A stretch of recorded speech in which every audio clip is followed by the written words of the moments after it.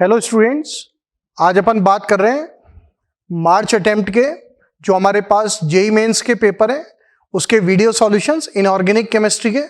तो अपन देखते हैं स्टूडेंट्स क्या क्वेश्चंस इनऑर्गेनिक केमिस्ट्री के अपने पास आए हैं वन बाय वन। पहला क्वेश्चन स्टूडेंट्स हमारे पास बहुत ही सिंपल है, मेटलर्जी का क्वेश्चन है। अपन किससे सल्फर को रिमूव कर सकते हैं? आंसर है हमारे पास रोस्टिंग। रोस्टिंग अपन सल्फाइड ओर्स के लिए यूज करते हैं, जैसे जिंक सल्फाइड हो गया हमारे पास ZnS, तो अपन ने एयर की प्रेजेंस में उसको हीट किया तो सल्फर SO2 के रूप में अलग हो जाएगा और जो सल्फाइड है वो उसके ऑक्साइड फॉर्म में कन्वर्ट हो जाएगा। कैल्सिनेशन अपन कार्बोनेट और हाइड्रेटेड ओर्स के लिए यूज करते हैं, जबकि रोस्टिंग अपन सल्फाइड ओर्स के लिए यूज करते हैं। तो बहुत ही एलिमेंट्री लेवल, बहुत ही सिंपल लेवल का क्वेश्चन था। क्वेश्चन नंबर 2 कहता है select the element which is a metal and is of group 15। अपन जानते हैं ग्रुप 15 का मतलब नाइट्रोजन फैमिली मेंबर्स, और अपन जानते हैं डाउन द ग्रुप क्या होता है, मेटेलिक कैरेक्टर बढ़ता है। हमारे पास जो बिस्मथ होता है वो मेटेलिक कैरेक्टर का होता है, और स्ट्रॉन्गेस्ट रिड्यूसिंग नेचर या स्ट्रॉन्गेस्ट रिड्यूसिंग पावर किसकी है? अपन सभी जानते हैं हमारे पास है NH3, then we have got PH3, then we have got ASH3, then we have got SbS3 and then we have got BiH3। अपन जानते हैं down the group reducing character जो है वो बढ़ता जाता है। BiH3 का रिड्यूसिंग नेचर सबसे ज्यादा होगा, क्योंकि जैसे जैसे बॉन्ड एंथैल्पी की वैल्यू डिक्रीज होती है, मेटल का जो हमारे पास बिस्मथ है उसका साइज हमारे पास सबसे बड़ा है। तो बेसिकली अगर अपन देखें तो BiH3 में बॉन्ड एनर्जी या बॉन्ड एंथैल्पी सबसे कम है, तो हाइड्रोजन को देने की टेंडेंसी सबसे ज्यादा है, और सबसे ज्यादा है तो BiH3 का जो रिड्यूसिंग कैरेक्टर है वो सबसे ज्यादा हो जाएगा।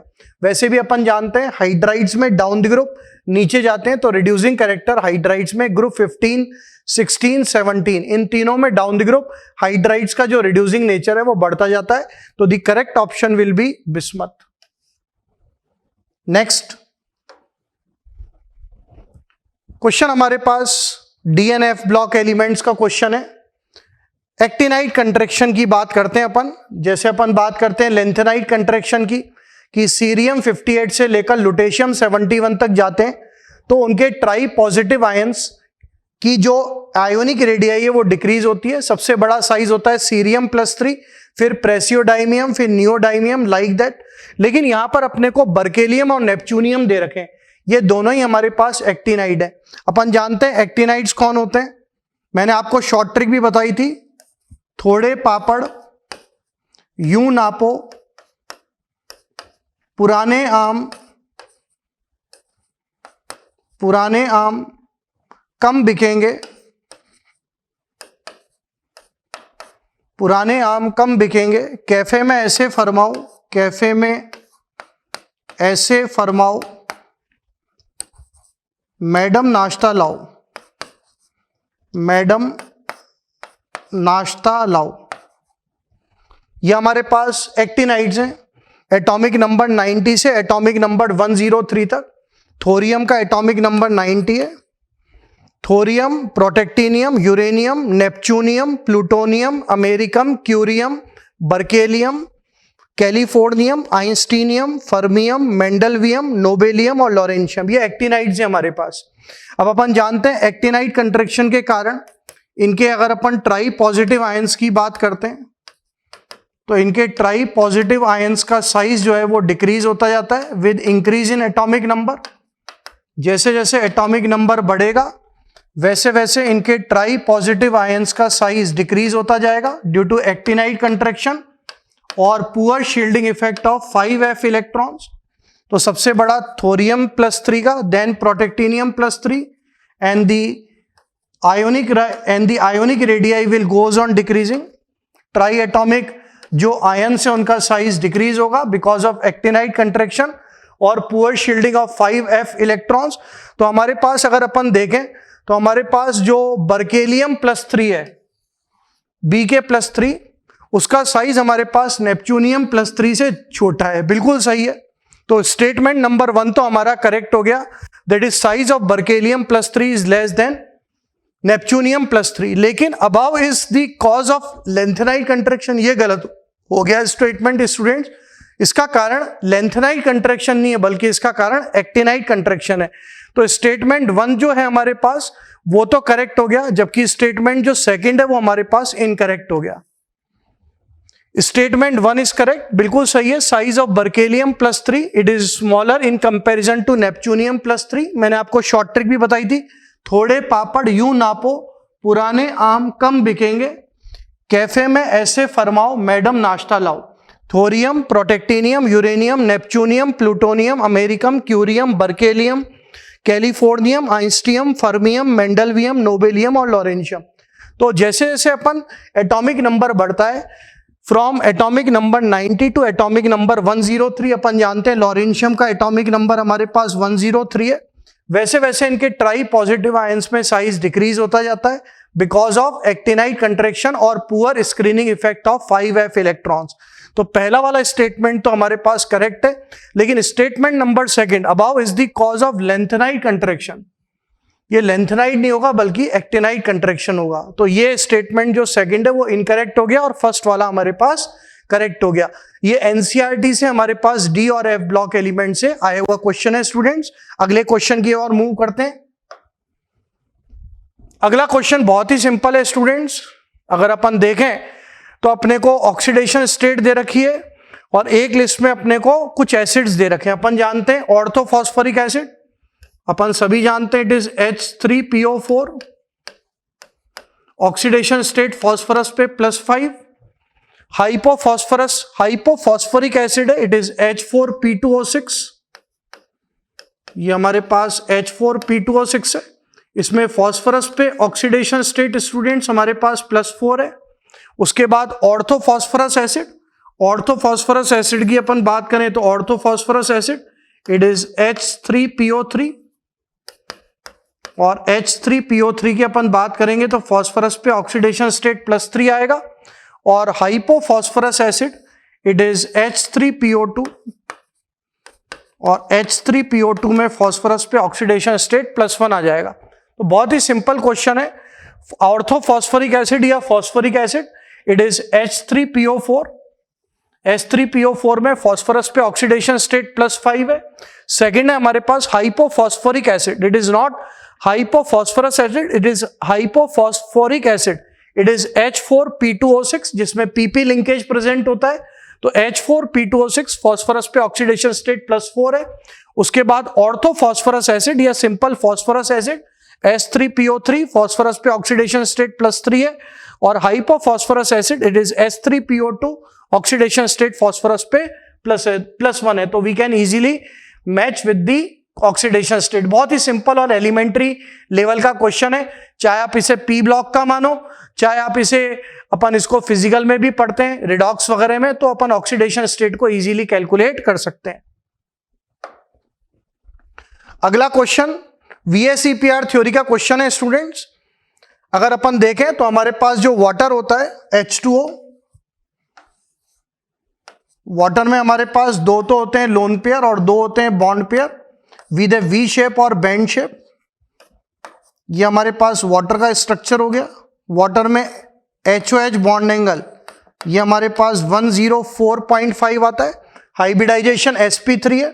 अब यहां पर हमारे पास ऑक्सीजन के ऊपर दो लोन पेयर हैं। अपन जानते हैं order of repulsion VSEPR theory से सबसे ज्यादा रिपल्शन होता है LP-LP रिपल्शन, उसके बाद होता है LP-BP रिपल्शन, और सबसे कम होता है हमारे पास बॉन्ड पेयर रिपल्शन। ये हमारे पास ऑर्डर ऑफ रिपल्शन होता है। सबसे ज्यादा लोन पेयर रिपल्शन होता है। अब वैसे तो जैसे मीथेन है तो मीथेन में तो हमारे पास एक रेगुलर टेट्राहेड्रल ज्योमेट्री है, कोई भी लोन पेयर प्रेजेंट नहीं है, तो सभी जो बॉन्ड एंगल्स हैं वो सभी 109 डिग्री 28 मिनट के आते हैं। लेकिन यहां पर क्योंकि वाटर में हमारे पास दो लोन पेयर हैं तो इनमें आपस में रिपल्शन बहुत ज्यादा होगा, और जब इनमें आपस में रिपल्शन बहुत ज्यादा होगा तो ये लोन पेयर इस बॉन्ड को इधर से स्क्वीज करेगा, ये इधर से स्क्वीज करेगा, तो ये जो HOH बॉन्ड एंगल है ये 109 डिग्री 28 मिनट से घट के हमारे पास 104.5 आ जाएगा।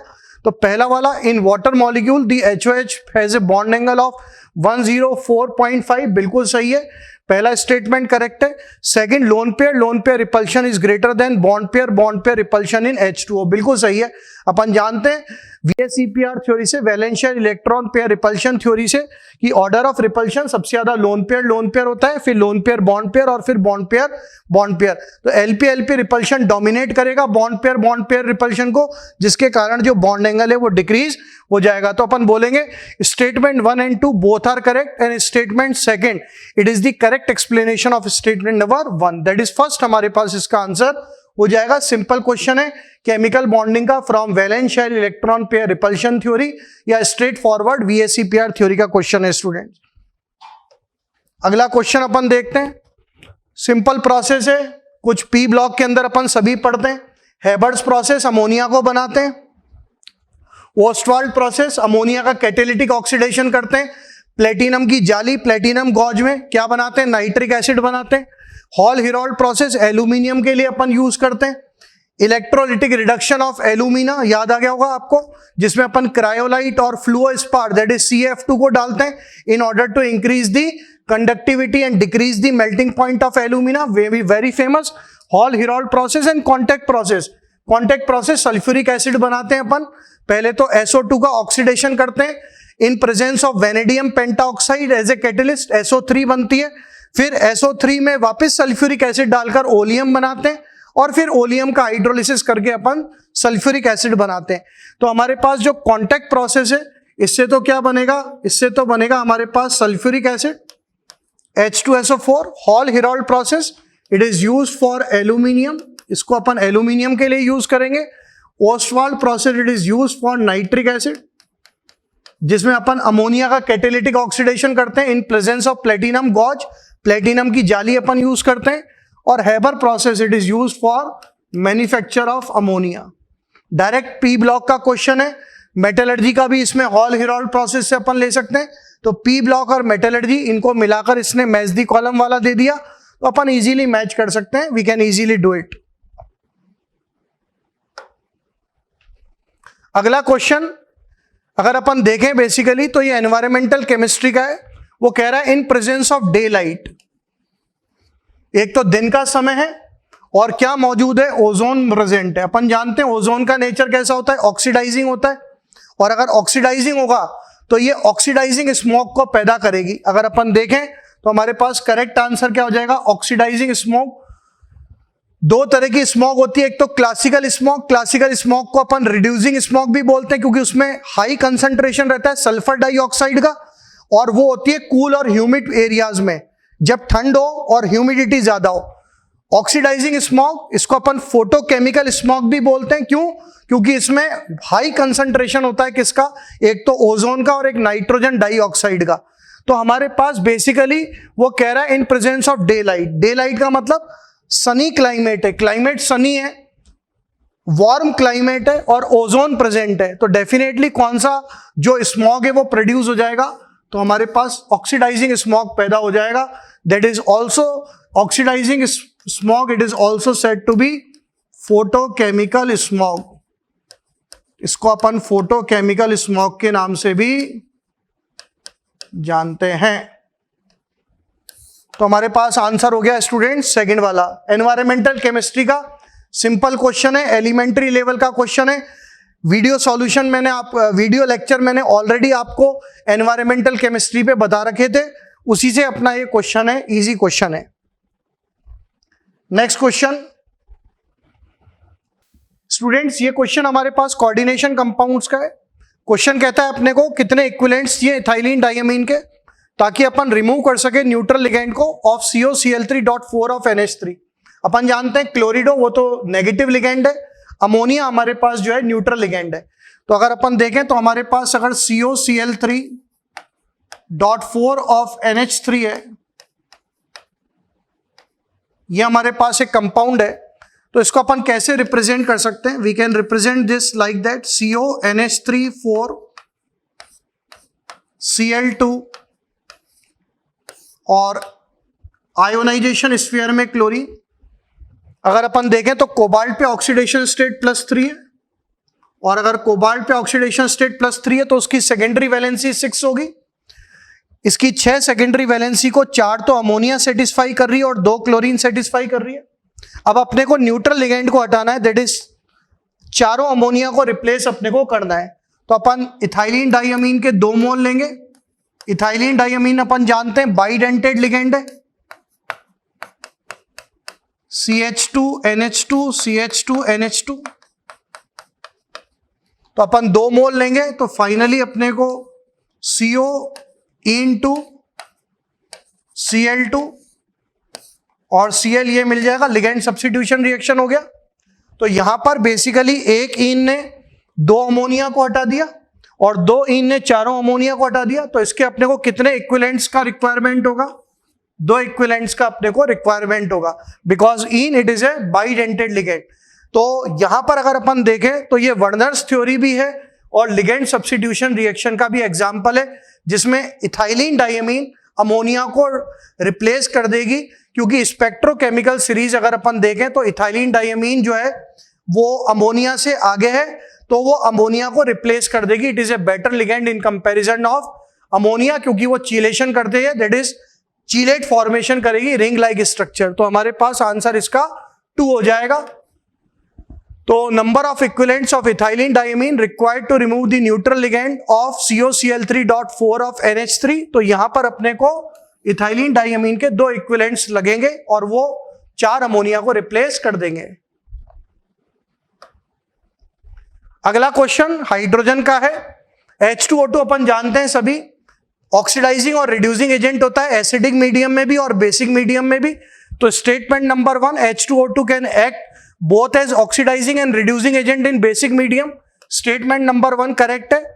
in hydrogen economy energy is transferred in form of hydrogen। ये NCERT की लाइन इन्होंने as it is उठा ली है। हाइड्रोजन इकोनॉमी मतलब अपन हाइड्रोजन को एज ए फ्यूल के रूप में यूज कर सकते हैं, जैसे अपन LPG को यूज करते हैं, तो ऐसे अपन हाइड्रोजन को भी यूज कर सकते हैं। तो हाइड्रोजन इकोनॉमी में हाइड्रोजन मतलब इकोनॉमिकल वे में अपना पैसा बचाने के लिए जो एनर्जी है उसको अपन ट्रांसफर करते हैं किसके रूप में? हाइड्रोजन के रूप में। स्टेटमेंट नंबर 2 भी सही है, चाहे अपन गैसियस हाइड्रोजन के रूप में ट्रांसफर करें हाइड्रोजन को या अपन लिक्विड हाइड्रोजन के रूप में हाइड्रोजन को ट्रांसफर करें। हाइड्रोजन को ट्रांसफर करने का मतलब अपन जो हाइड्रोजन है उसका use in form of gaseous या अपन लिक्विड स्टेट में उसको कर सकते हैं, ताकि अपने को चीपर वे में रहे और अपने को सस्ता पड़े। तो स्टेटमेंट नंबर 1 भी सही है और स्टेटमेंट नंबर 2 भी सही है। तो both statement 1 and 2 they are correct. ये एनसीईआरटी की लाइन ली हुई है, as it is energy is transferred in form of hydrogen. अगर आप हाइड्रोजन वाले चैप्टर में हाइड्रोजन के इकोनॉमिकल यूजेस देखेंगे तो वहां से इस क्वेश्चन को उठाया हुआ है और एज सच ये बिल्कुल वर्ड टू वर्ड एनसीईआरटी से लिया हुआ क्वेश्चन है। फर्स्ट वाला तो अपन सभी जानते हैं, हाइड्रोजन पेरोक्साइड एसिडिक और बेसिक मीडियम में ऑक्सीडाइजिंग और रिड्यूसिंग एजेंट दोनों के रूप में काम करती है, वो तो अपन जानते ही यहीं से ही। सेकंड वाले में hydrogen is in hydrogen economy. Hydrogen economy का मतलब हाइड्रोजन को एज इकोनॉमिकल रूप में अपन एज ए फ्यूल के रूप में अगर अपन यूज करेंगे तो हाइड्रोजन को अपन ट्रांसफर करते हैं किसके रूप में? या तो गैसियस हाइड्रोजन के रूप में या अपन उसको लिक्विड हाइड्रोजन के रूप में भी ट्रांसफर करते हैं। तो both statement 1 and statement 2 they are correct. उसके बाद हमारे पास एस ब्लॉक का क्वेश्चन कह लो, इसको मेटलर्जी से भी ले लो। कैल्शियम क्लोराइड हाइड्रेटेड फॉर्म में, मैग्नीशियम क्लोराइड हाइड्रेटेड फॉर्म में अपन जानते हैं MgCl2.8 ऑफ H2O। इसको अपन डाउस प्रोसेस में यूज करते हैं, याद आ गया होगा आपको। अब वो बोल रहा है CaCl2.6 ऑफ H2O और MgCl2.8 of H2O dehydrate on heating. अगर अपन बात करते हैं तो बेसिकली हाइड्रोलाइज हो जाते हैं और ये बजाय वाटर को रिमूव करने के हाइड्रोलाइज हो जाएगा और हाइड्रोलाइज होकर ये मैग्नीशियम ऑक्साइड दे देगा और HCl गैस जो है वो लिबरेट हो जाएगी। तो स्टेटमेंट जो 1 है वो इनकरेक्ट है, ये डिहाइड्रेट नहीं होते बल्कि MgCl2 और CaCl2 वाटर की प्रेजेंस में, क्योंकि इनका नेचर डेलिक्विसेंट होता है, तो ये हाइड्रोलाइज हो जाएंगे और हाइड्रोलाइज होकर अपना ऑक्साइड दे देगा। ये दे देगा मैग्नीशियम ऑक्साइड, ये दे देगा कैल्शियम ऑक्साइड और ये HCl गैस को रिमूव कर दे, HCl गैस को लिबरेट कर देंगे। तो स्टेटमेंट 1 जो है वो तो हमारे पास इनकरेक्ट हो गया। सेकंड वाला बेरिलियम ऑक्साइड एम्फोटेरिक है, बिल्कुल सही है। ग्रुप सेकंड में केवल बेरिलियम ऑक्साइड ही एम्फोटेरिक होता है, बाकी सब बेसिक होते हैं, चाहे मैग्नीशियम ऑक्साइड हो, चाहे कैल्शियम ऑक्साइड हो, चाहे स्ट्रोंशियम ऑक्साइड हो, चाहे बेरियम ऑक्साइड हो। इन सबका नेचर तो हमारे पास बेसिक होता है और इसका नेचर हमारे पास एम्फोटेरिक होता है, मतलब ये एसिड और बेस दोनों से रिएक्ट करता है। अपन जानते हैं बेरिलियम ऑक्साइड को अगर HCl से ट्रीट करेंगे BeCl2 प्लस वाटर, और अगर NaOH में डिसॉल्व करेंगे तो खुद का वाटर सॉल्युबल सॉल्ट बनाता है सोडियम बेरिलेट। बाकी सभी का नेचर कैसा होता है? बाकी सभी का ग्रुप सेकंड के ऑक्साइड्स का नेचर बेसिक होता है। तो बेरिलियम ऑक्साइड एम्फोटेरिक है, जबकि अदर ऑक्साइड्स उसी ग्रुप के एसिडिक हैं, वो गलत हो गया। तो स्टेटमेंट 1 भी गलत हो गया और स्टेटमेंट सेकंड ये वाला भी गलत हो गया। तो statement 1 and statement second both are wrong. तो हमारे पास ऑप्शन नंबर 4 हो गया स्टूडेंट्स। दैट्स ऑल, ये हमारे पास सारे इनऑर्गेनिक के सॉल्यूशंस हो गए। Thank you students for watching this particular video lecture of the first shift of the March JEE Mains video solutions of inorganic chemistry. Again, thank you very much. This is Nitesh Tiwari from Vibrant Academy, Kota. Thank you.